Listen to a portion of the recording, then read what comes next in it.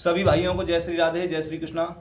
जैसा कि आप सभी मुझे जानते हैं, मैं लेखक राजकुमार चैतन्य हाथरस से, और आज मुझे मजबूरन होकर के बोलना पड़ रहा है।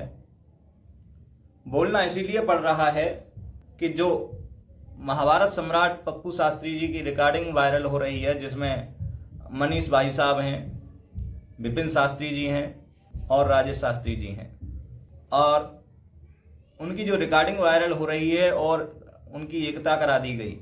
यहाँ तक महाभारत सम्राट पप्पू शास्त्री जी ने राजेश शास्त्री को विद्वान घोषित कर दिया।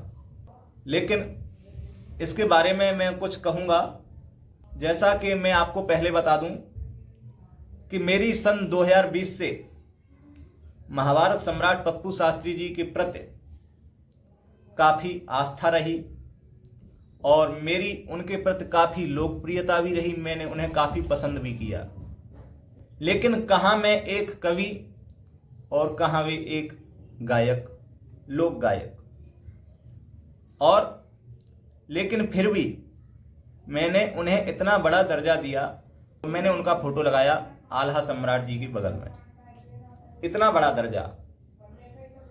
दूसरी बात कि पुष्पेंद्र पारस जी के बारे में जो मनीष शास्त्री और राजेश शास्त्री की कंपटीशन चल रही थी सवाल जवाब की, तो पुष्पेंद्र पारस जी के लिए राजेश शास्त्री जी से उन्होंने कह दिया कि बेटा राजेश, तुम किसके चक्कर में पड़ गए, वो तो उल्लू को चोदो है। फिर एक और है वो उल्लू का चौदह, वो कल क्लिप डाल रहा है। वो पुष्पेंद्र पारस उल्लू को चोदो है पुष्पेंद्र पारस, जो ये कोई कहता कि ये चमार है।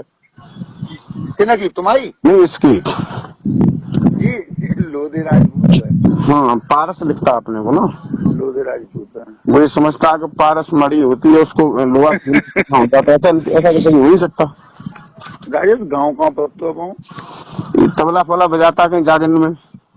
हाँ वो बत्तो है। आपके वो शिष्य थे पुष्पेंद्र। लेकिन उसके बाद फिर हमारे जो भी कवि समाज के लोग थे, उन्होंने कहा राजकुमार, आप हमारे ग्रुप से हो, आप हमें छोड़ करके न जाएं। आप वो गायक हैं, आप कवि हो, आपका नाता ही क्या है उनसे। तो नहीं, मैंने उनकी एक बात नहीं मानी और पप्पू शास्त्री जी को आदर्श बनाया। ठीक है, बोले राजकुमार, अगर तुम धोखा खा करके आओ तब भी आपका परिवार आपका स्वागत करेगा। फिर जो है, मैंने उनकी एक न बात न मानकर पप्पू शास्त्री की तरफ आकर्षित हुआ और उन्हें अपना आदर्श माना। दूसरी बात यह है कि हमारे जितने भी कथावाचक लोग हैं, उन्होंने भी कहा कि राजकुमार जी, जब उन्होंने अपने शिष्य की तरफ नहीं देखा, शिष्य के बारे में बदतमीजी से पेश आए, वो आपको कब बख्शेंगे। लेकिन फिर भी मैंने उनकी बात पर कोई गौर नहीं किया। लेकिन अभी अभी इस बार एक वीडियो आई थी। वो वीडियो थी ये कंस जन्म के बारे में। कंस जो है ये उग्रसेन का पुत्र था, द्रुमलिक का नहीं था। उसमें उन्होंने ये भी कह दिया था कि ये थरियां बिलियां बजाना बंद करो। तो हमारी मनीष भाई साहब से बात हुई कंस जन्म के बारे में, तो उन्होंने मनीष भाई साहब ने कहा कि भैया ऐसा है, ये इशारा हमारे बाबा गुरु की तरफ भी है। तो मेरी कुछ राजेश की कुछ रिकॉर्डिंगें पड़ी हुई थी। बेशक मेरा राजेश से कोई बैर नहीं है, मेरी कोई दुश्मनी भी नहीं है। लेकिन उस बात को मैंने कान पर धर लिया कि हाँ, ये महाभारत सम्राट पप्पू शास्त्री जी की तरफ उंगली उठाई गई है, थरियां बिलियां बजाना बंद करो। तो उस बात को ध्यान में रखते हुए मैंने राजेश शास्त्री की कुछ कॉल रिकॉर्डिंग वायरल कर दी। उसी रिकॉर्डिंग को वायरल करने के कारण मुझे गालियां सुननी पड़ी। तो दूसरी बात यह है कि मेरी महाभारत सम्राट जी के प्रति इतनी आस्था थी कि मैं एक बार पुस्तक के प्रमाण को गलत दर्शा सकता हूं, लेकिन उन्हें गलत साबित नहीं कर सकता।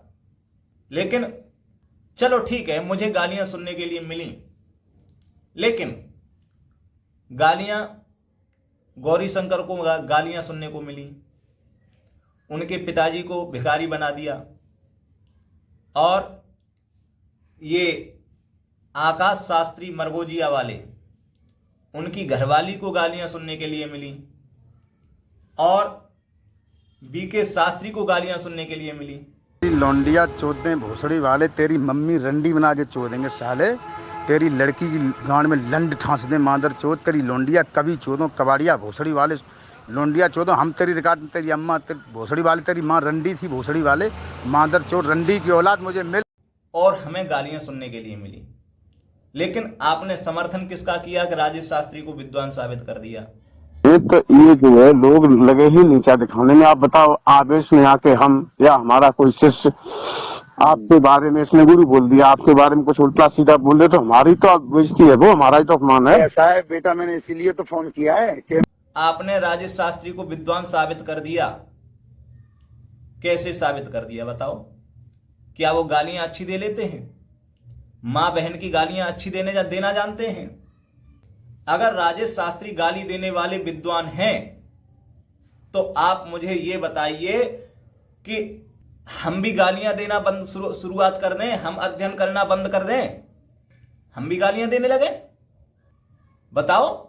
दूसरी बात यह है कि जो गालियां हमारी मां बहन को दी गई, ये गालियां मुझे तो दी सो दी, लेकिन ये गालियां आपकी भतीजी और बहनों को भी गालियां दी गई हैं।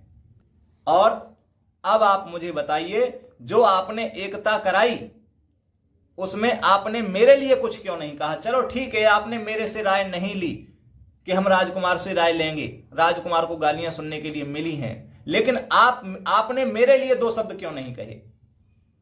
हां, अगर आप मेरे लिए 2 शब्द कहते या राजेश शास्त्री जी से ये कहते कि राजेश शास्त्री आपने गालियां दी हैं और आपको माफी मांगनी पड़ेगी, तो मुझे अच्छा लगता कि हां आपने मेरे बारे में सोचा।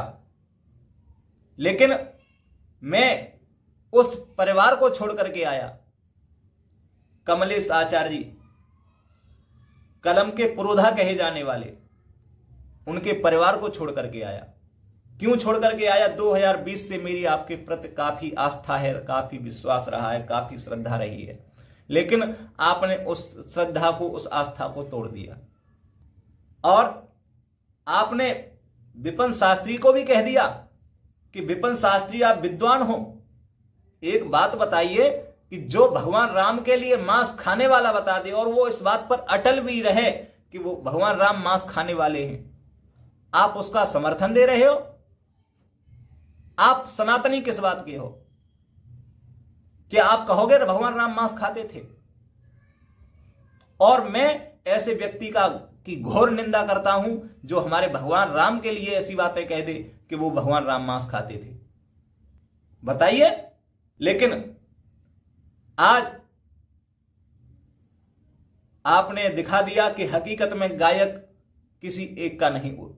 आपने मेरी आस्था और मेरी श्रद्धा को ठेस पहुंचाई है, इसके लिए बहुत बहुत धन्यवाद। और लेकिन मैं आज अपने परिवार में वापस जा रहा हूं। हो सकता है कि वो मुझे अपना बना ले, अपनाएगा, उम्मीद है। खैर, बहुत बहुत धन्यवाद। जय श्री राधे, जय श्री कृष्णा।